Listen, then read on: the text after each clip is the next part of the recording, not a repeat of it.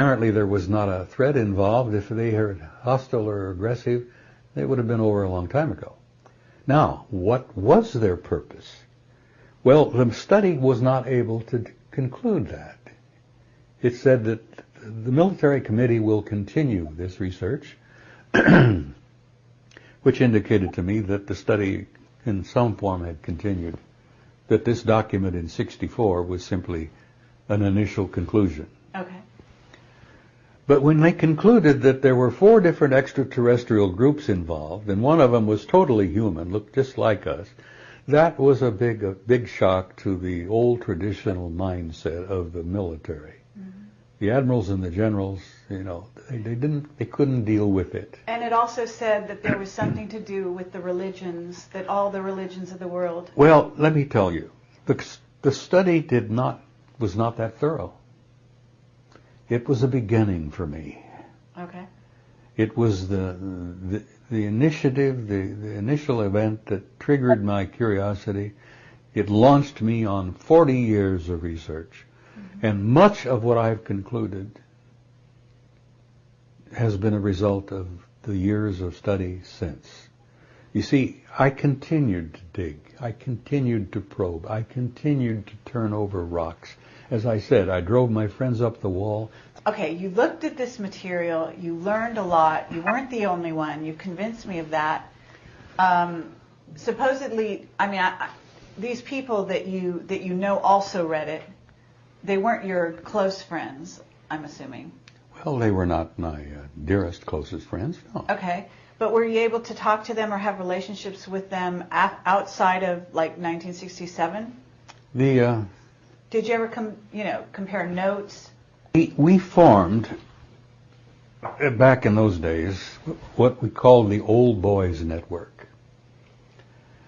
And this network was made up of people like myself, enlisted and commissioned, of all services, Air Force, Marines, Army, Navy, as I said, all ranks. Mm-hmm. There were others like me who were so engrossed by this and excited by it and what it meant. You hear a few of them coming out even today, those that are still alive, saying what I saw, what I learned, what I concluded, the reports I studied, the contacts that I knew happened. Some of them had contacts themselves. Sure. Personal contacts with some of these guys. Okay, so Phil Corso was an example. You familiar with who he was? Absolutely. I knew Phil fairly well. He and I were speakers at several conferences together. And in Italy, I got to know him pretty well. Phil shared with me things that he had happened to him. Not just what he had seen, but he had personal contact with an alien at White Sands. He was in charge of the security of the range one time. And something came in, the radar picked it up.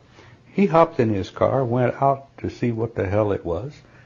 There is a UFO sitting on the ground. There's a guy standing beside it. And Corso walks over to him and says, what the hell are you, who are you, and where are you from, and why are you here? And this fellow says, I just came to talk. And Corso asked him, he says, well, are you with us or are you against us? Simple military type question, are you with me or are you against me? Mm-hmm. And this guy says, neither. We're neither for you or are we against you. And he had a conversation with this guy that lasted over an hour. And the guy says, please turn off your radar. It disturbs my control or my guidance system so I can leave. Corso went back to the shop or back to the headquarters, turned off the radar, and away he went.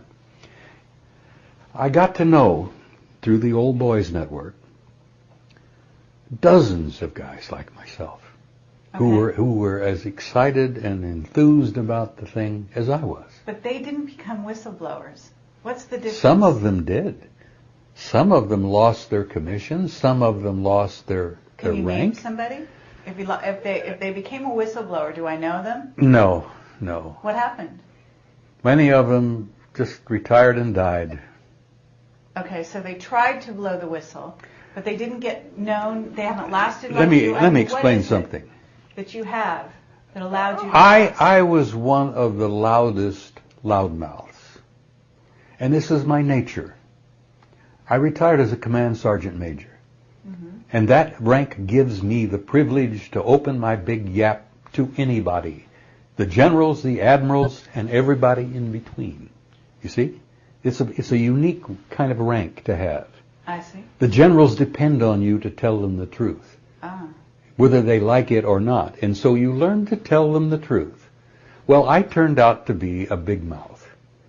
I sat on this for, when did I come out of the closet, so to speak? Just term. Right. Yeah. From 1967. I sat on this until from 67 to 92 or 1. 91? I believe I came out of the closet in 91. Okay. So that's a long time. Yeah. I respected my oath, which I swore. Mm-hmm. I took an oath to never share anything that I learned of classified nature while I was on active duty. And I knew that if I did, I could go to prison for 10 years, $10,000 fine, forfeiture of all pay and allowances, retirement, everything, whatever, forever. Okay, so you've come out. What happened to you? So I came out in 91 at a conference in Tucson, Arizona. All right. The result was a monumental aggravation and frustration that the government had continued over all these years to lie to the people. Not only were they lying to the people, they were ruining lives to keep the lid on this subject. And I had enough of that. Okay. I had seen good friends of mine, guys who, they had said something to the wrong person at the wrong way at the wrong time, and they sent them to Iceland. You know? They reassigned them? They assigned them to Iceland without their families. Ah. A 3-year assignment in Iceland. That's like the Russians sending you to Siberia. Okay. And we have this in this country, the ability to do that. There are assignments here and there that, you know, I don't want to use the wrong term and embarrass you, but you've heard the term annus mundi? We have places on the earth where we have military bases, and if you send you there, everybody says, bye. We'll probably never hear from you again, you know. Okay, but that didn't happen to you. Why? No, it didn't. And why let not? me tell you, something. Why? Yeah. The more I learned, the more aggravated I became. And at 91, I think it was, when I came out, Wendell Stevens is a good friend of mine, member of the Old Boys Network, retired Lieutenant Colonel, Air Force fighter pilot. Okay. Wendell is still alive down in Tucson. He and I were close for years. When I retired from the Army, I bought a house in Tucson, and lo and behold, I found I was right across the street from Stevens. Anyhow, he went to prison. And it was a trumped-up, fixed political deal. I always suspected it was because he had spoken out openly on the subject. Okay. Now, there were people who say no.